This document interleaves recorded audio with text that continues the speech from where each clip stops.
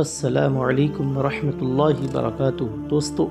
آج جمعہ کا دن ہے۔ سب سے پہلے جمعہ کے دن کی ہم آپ کو تہ دل سے مبارکباد پیش کرتے ہیں۔ آپ نے سنا ہوگا سورہ کہف کے بارے میں، بڑے بڑے جید علماء، بڑے بڑے مفتیان اکرام، پیران اعظام کا یہ قول ہے، اور سب سے بڑی بات یہ حضور صلی اللہ علیہ وسلم کی پیاری حدیث پاک ہے۔ آقا فرماتے ہیں جمعہ کے دن جو انسان سورہ کہف کو کسی بھی ٹائم صرف ایک بار پڑھ لے یا سن لیتا ہے، اللہ تبارک و تعالیٰ اس کی بہت ساری مشکلوں کو آسان کر دیتا ہے، بہت ساری پریشانیوں کو دور کر دیتا ہے۔ سورہ کہف کو جمعہ کے دن سننے والا کبھی کسی کا محتاج نہیں ہوتا، کبھی اسی گھر میں فاقہ نہیں ہوتا۔ سورہ کہف کو سننے والے کی قبر روشن کر دی جاتی ہے، اس کی عمر بڑھا دی جاتی ہے، اس کے رزق میں خیر و برکت ہوتی ہے، مال و دولت کی تنگی جو ہوتی ہے ختم ہو جاتی ہے، اور گھر میں ایسی غیب سے بارش ہونا شروع ہو جاتی ہے وہ سوچ بھی نہیں سکتا۔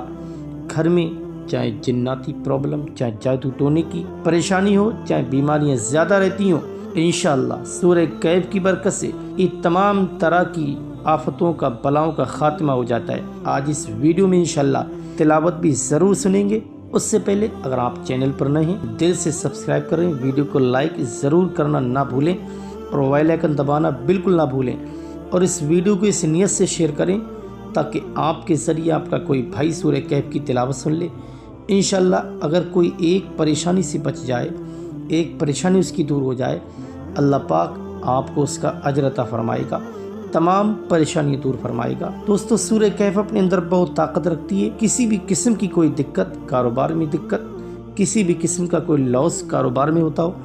انشاءاللہ بس گھر میں سننے کا ماحول بنا لیں، کبھی آپ کے گھر میں کسی بھی قسم کی دقت نہیں ہوگی۔ دن میں کسی بھی ٹائم جمعہ کے دن آپ کو سننا ہے، چاہے جمعہ کی نماز سے پہلے، چاہے جمعہ کی نماز کے بعد، انشاءاللہ صرف سننے کا کمال، یہ سننے کی برکت، پاک صاف جگہ بیٹھ کر اچھی نیت کے ساتھ، یقین کامل کے ساتھ آپ ایک بار ضرور سن کر دیکھیں، پھر اس کا کمال دیکھیں۔ یہ میں نہیں بولتا، اللہ کے کلام کی تلاوت، اللہ کے کلام کی برکت آپ اپنے نگاہوں سے خود دیکھ سکتے ہیں۔ تو آئیے انہی الفاظ کے ساتھ دل لگا کر اور جی لگا کر سن لیجئے سورہ کہف کی تلاوت۔ اعوذ باللہ من الشیطان الرجیم، بسم اللہ الرحمن الرحیم۔ الحمد للہ الذی انزل علی عبده الكتاب ولم يجعل له عوجا قیما لینذر بأسا شدیدا من لدنه ويبشر المؤمنين الذين يعملون الصالحات أن لهم أجرا حسنا ماكثين فيه أبدا وينذر الذين قالوا اتخذ الله ولدا ما لهم به من علم ولا لآبائهم كبرت كلمة تخرج من أفواههم إن يقولون إلا كذبا فلعلك باخع نفسك على آثارهم إن لم يؤمنوا بهذا الحديث أسفا إن جعلنا ما على الأرض زينة لها لنبلوهم أيهم أحسن عملا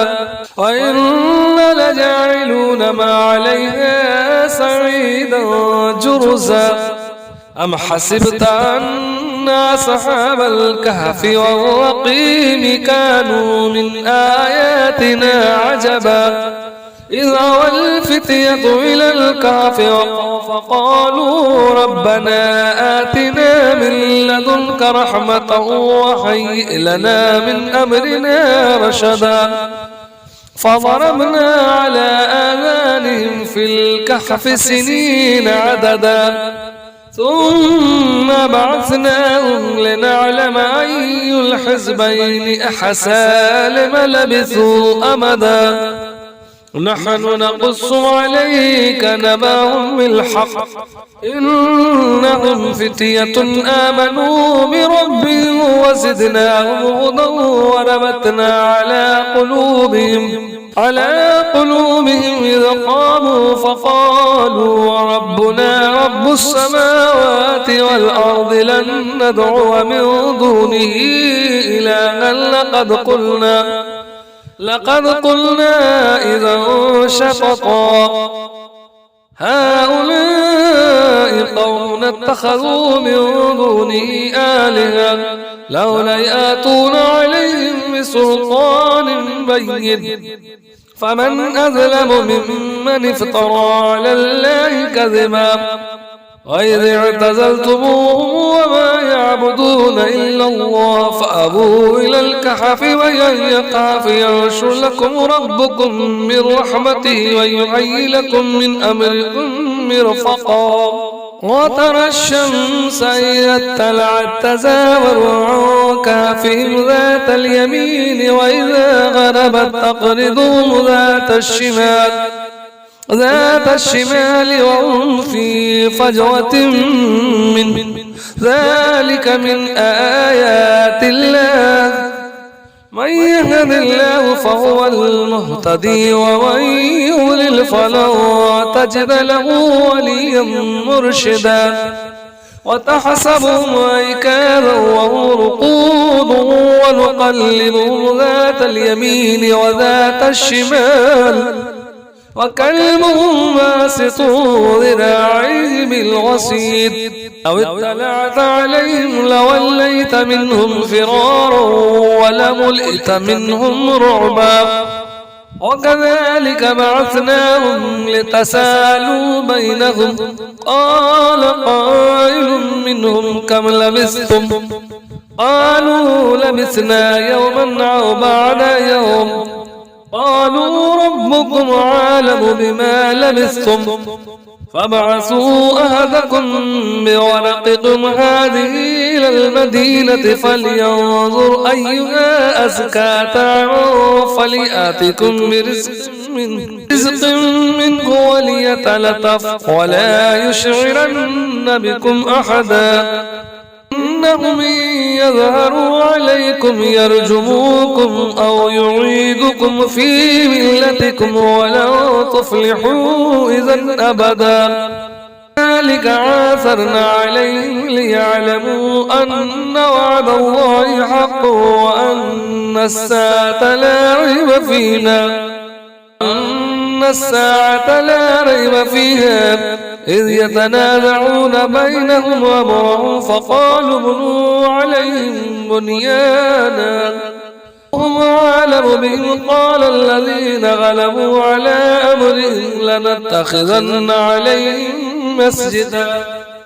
يقولون ثلاثة رابعهم كلبهم ويقولون خمسة سادسهم كلبهم رجما بالغيب ويقولون سبعة وثامنهم كلبهم قل ربي أعلم بعدتهم ما يعلمهم إلا قليل لا تمار فيهم إلا مراء ظاهرا ولا تستفت فيهم منهم أحدا ولا تقولن لشيء إني فاعل ذلك غدا إلا أن يشاء الله واذكر ربك إذا نسيت وقل عسى أن يهديني ربي لأقرب من هذا رشدا ولبثوا في كهفهم 300 سنين وازدادوا 9 قل الله أعلم بما لبثوا له غيب السماوات والأرض أبصر بهم وأسمع ما لهم من دونه من ولي ولا يشرك في حكمه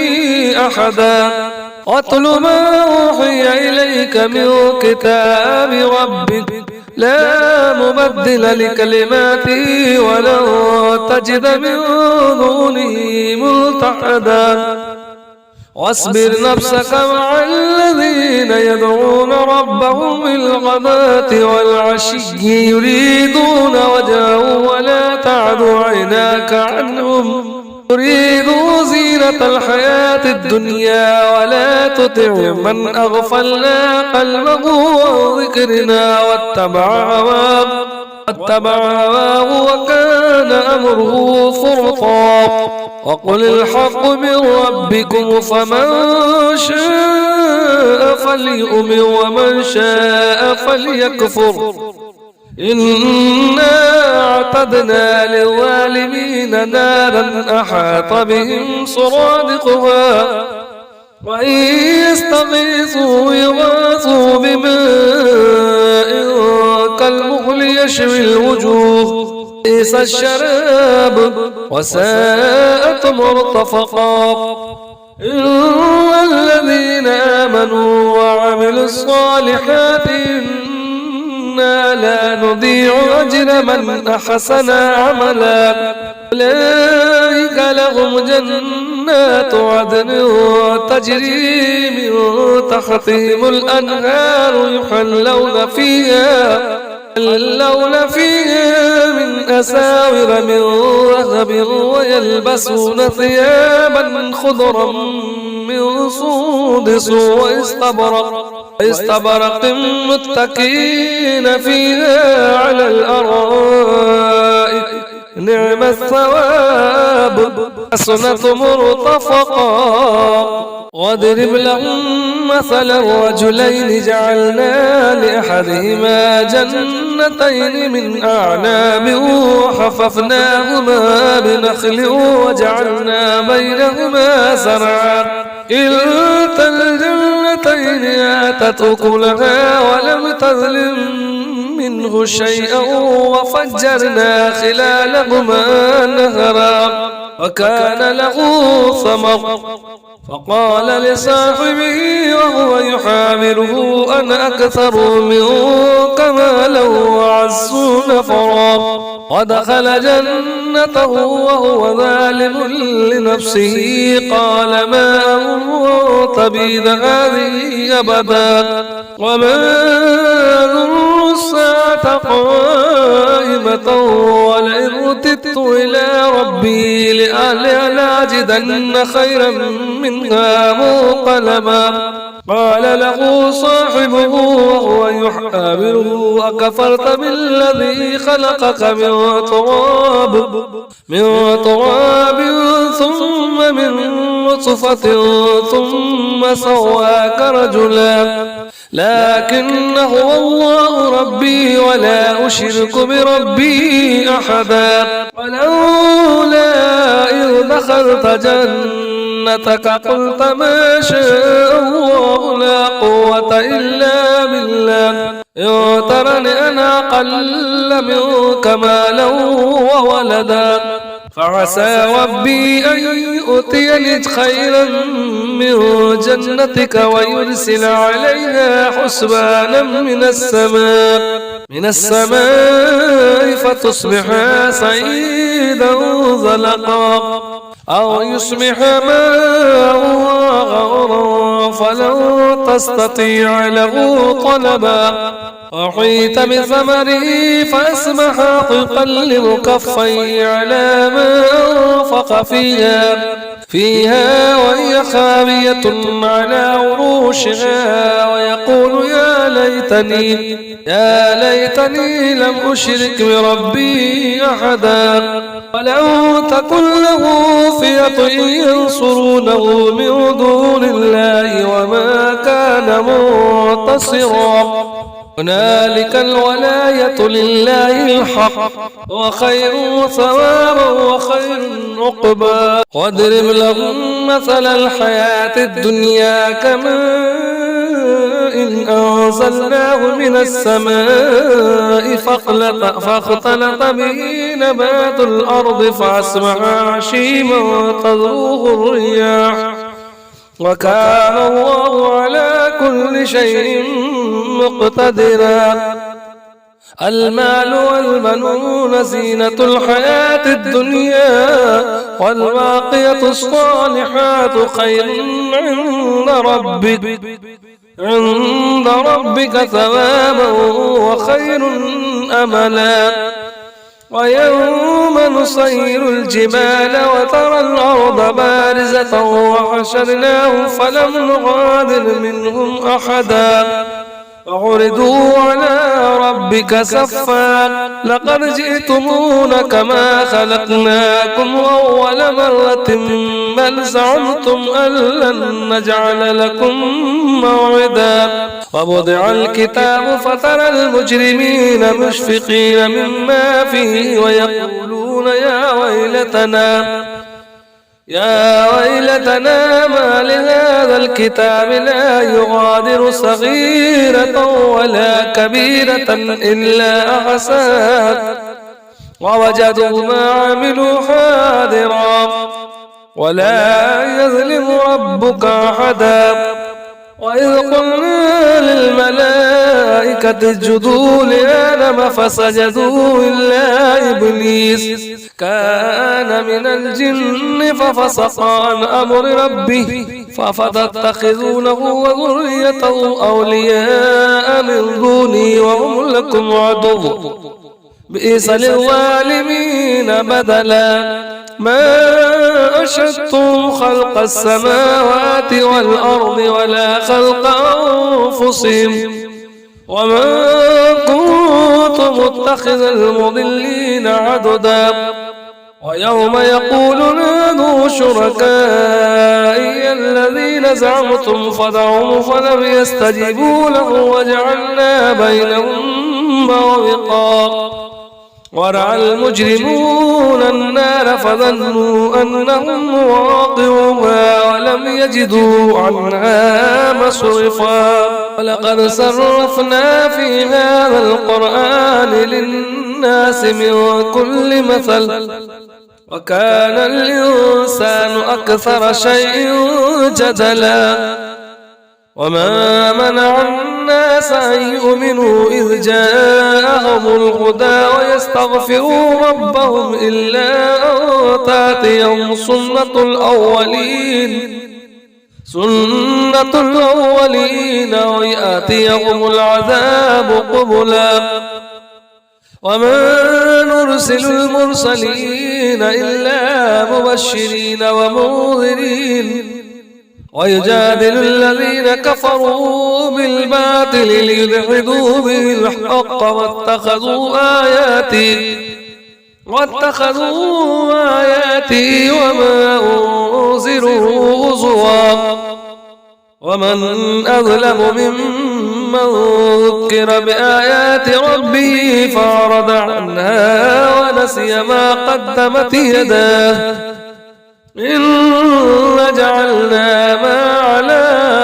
إنا جعلنا على قلوبهم وكنة أن يفقهوا وفي آذانهم وقرا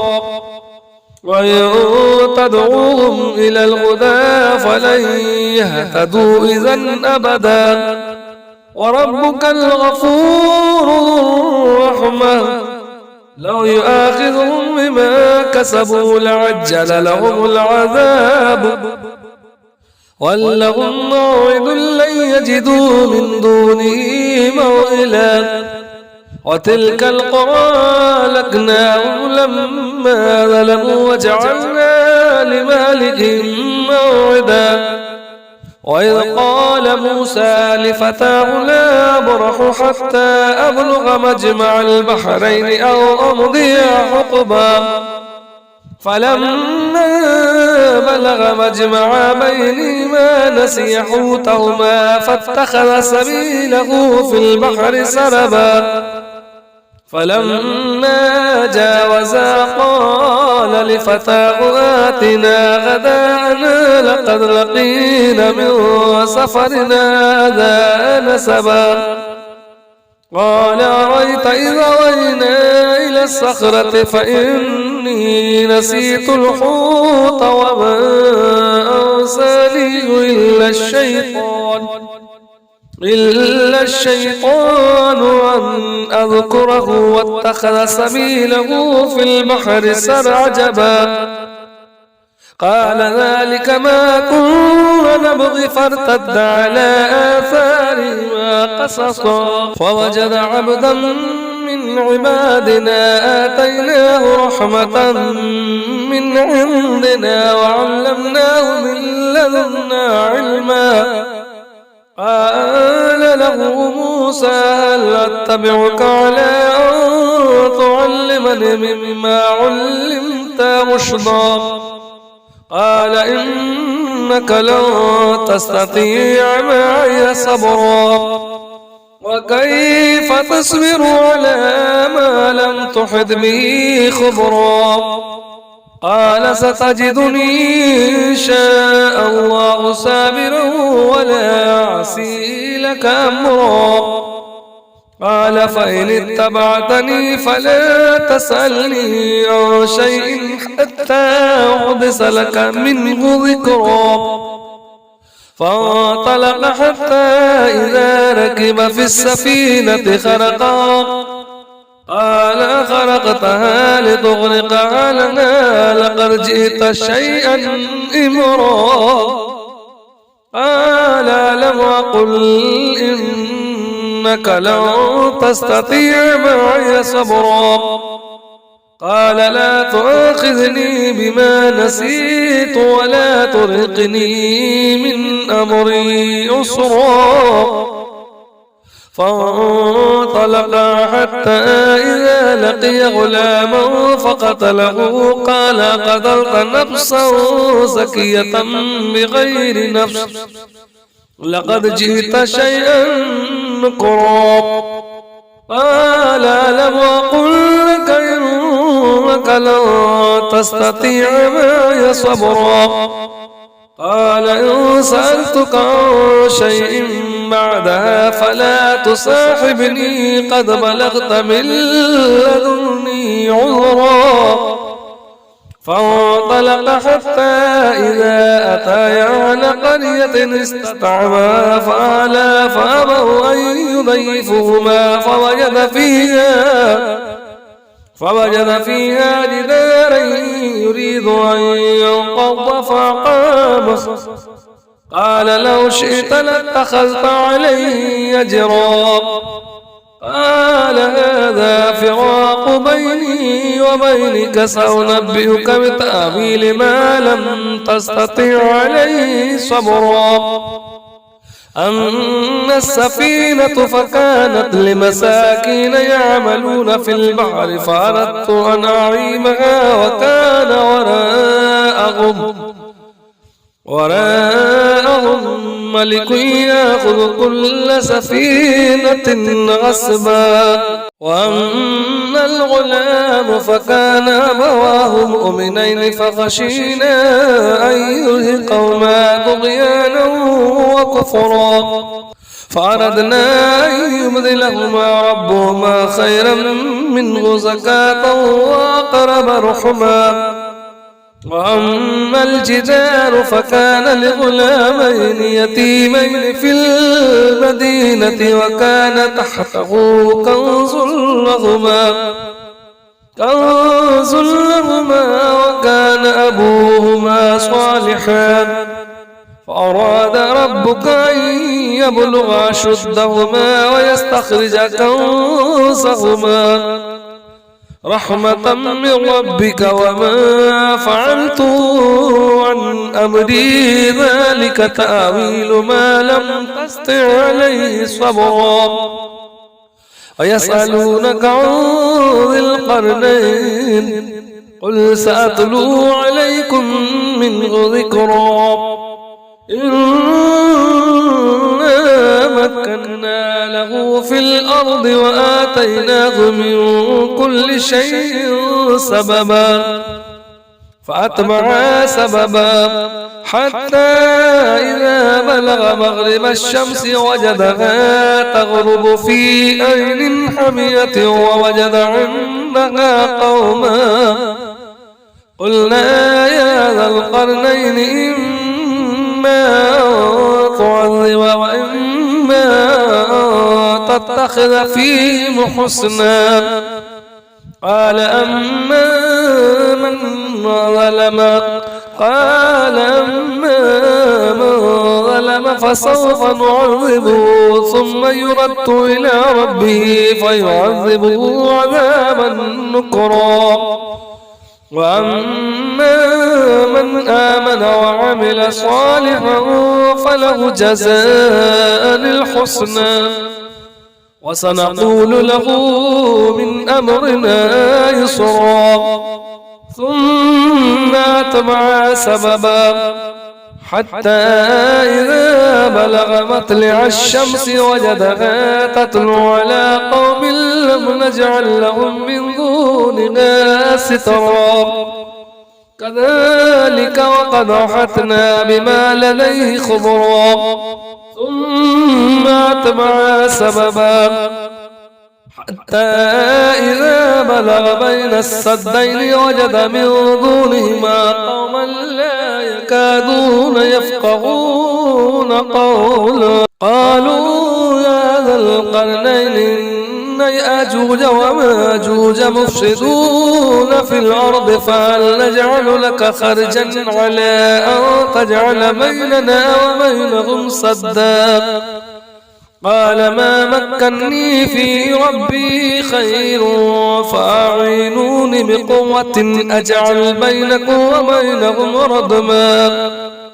آتوني زبر الحديد